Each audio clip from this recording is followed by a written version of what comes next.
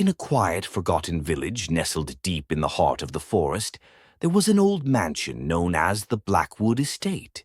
For generations, the villagers had whispered about the eerie happenings within its walls. They spoke of shadows that moved on their own, ghostly whispers in the dead of night, and a lingering sense of dread that filled the air. One summer, a group of college friends decided to spend their vacation exploring haunted places. They had heard the stories about Blackwood Estate and, intrigued by the legends, decided it would be the perfect place to test their courage. On a moonless night, armed with flashlights and recording equipment, they made their way to the mansion. The iron gates creaked open as if protesting their intrusion. The mansion loomed before them, its windows dark and empty like soulless eyes. As they stepped inside, the door slammed shut behind them, sealing their fate. The interior was even more foreboding than they had imagined. Dust-covered furniture and cobwebs filled the rooms, and the air was thick with a musty smell. Despite the palpable sense of fear, the friends pressed on, determined to uncover the secrets of Blackwood Estate. They set up their cameras in the grand hall, where a massive chandelier hung precariously from the ceiling. The leader of the group, Sarah, began narrating their adventure for the recording. As she spoke, a faint murmur echoed through the hall. The group froze, listening intently, but the sound quickly faded. Undeterred, they split up to explore different parts of the mansion. Sarah and her friend Jake ventured into the basement, where they found an old, dusty piano.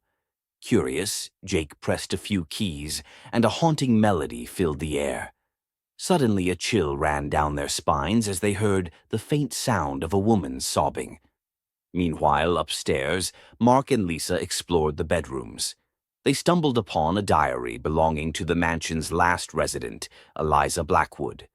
The diary detailed her descent into madness, claiming that the spirits of her deceased family tormented her nightly. As Mark read the final entry aloud, the temperature in the room dropped, and the candles flickered ominously. Back in the basement, Sarah and Jake discovered a hidden door behind the piano. They pushed it open, revealing a narrow staircase leading down to a dark, underground chamber. The air grew colder with each step, and the whispers grew louder, forming an unintelligible chorus of voices. In the chamber they found an old mirror, covered in dust and grime. As Sarah wiped it clean, a face appeared in the reflection, a pale, ghostly figure with hollow eyes. The figure mouthed the words, "Help me," before vanishing. Suddenly, the door slammed shut, trapping them inside. Upstairs, Mark and Lisa heard their friends' screams and rushed to find them. They followed the echoes to the basement and discovered the hidden door. Together, they forced it open, freeing Sarah and Jake. But as they turned to leave, the mirror shattered, and a dark figure emerged from the shards, its eyes glowing with malevolent intent. The friends fled the mansion, never looking back. They could hear the whispers following them, growing louder and more insistent. When they finally reached the safety of the village, they realized they had brought something back with them, something dark and vengeful. From that night on, the villagers spoke of the midnight murmurs that haunted Blackwood Estate and warned all who would listen to stay far away. The friends never spoke of their experience again, but they knew the whispers would haunt them for the rest of their lives.